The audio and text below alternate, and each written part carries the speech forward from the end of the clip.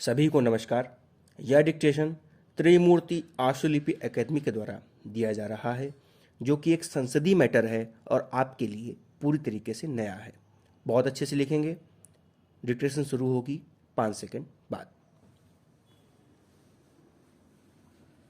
Yes.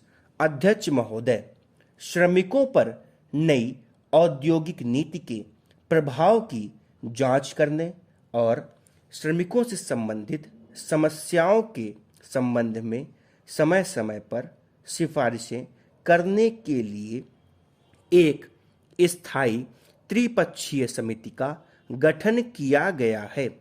राष्ट्रीय ग्रामीण श्रमिक आयोग ने पिछली जुलाई में अपनी सिफारिश प्रस्तुत की है और रोजगार के अवसरों के सृजन, सामाजिक सुरक्षा के प्रावधान, विद्यमान कानूनों के सुदृढ़ीकरण और नए विधान तैयार करने के माध्यम से ग्रामीण कामगारों की स्थिति में सुधार करने के लिए कई सिफारिशें की हैं।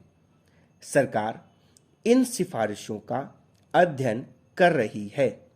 कीमतों में हो रही वृद्धि गंभीर चिंता का विषय है। मुद्रास्फीति काफी हद तक राजकोषीय घाटे के कारण हो रही है। एक बार यदि राजकोषीय घाटा कम हो जाए और उस पर काबू पा लिया जाए तो आशा है कि मुद्रास्फीति कम होकर समुचित स्तर तक आ जाएगी। जमाखोरी को रोकने के उपाय और गोदामों से अधिक खाद्यान्न निकालने जैसे अन्य संभव प्रशासनिक कदम उठाए गए हैं।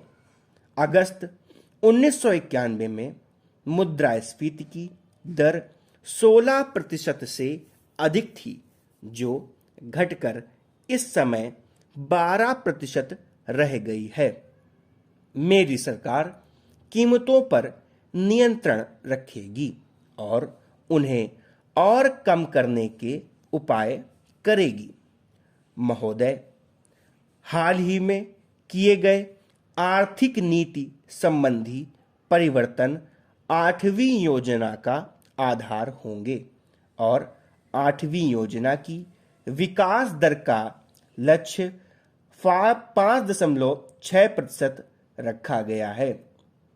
विकास के इस लक्ष्य को 40,000 करोड़ रुपए के प्रस्तावित कुल परिव्यय से पूरा किया जाएगा।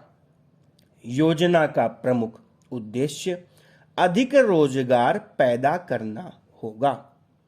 योजना की अन्य प्राथमिकताएं हैं निरक्षरता का उन्मूलन, प्रारंभिक शिक्षा को व्यापक बनाना और पीने का पानी तथा प्राथमिक स्वास्थ्य सुविधाएं उपलब्ध कराना।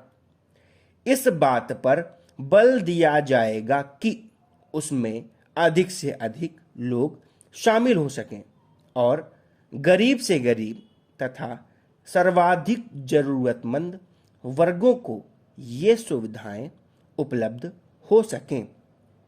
8वीं योजना में इसके बुनियादी ढांचे को सुदृढ़ करने पर भी ध्यान केंद्रित किया जाएगा।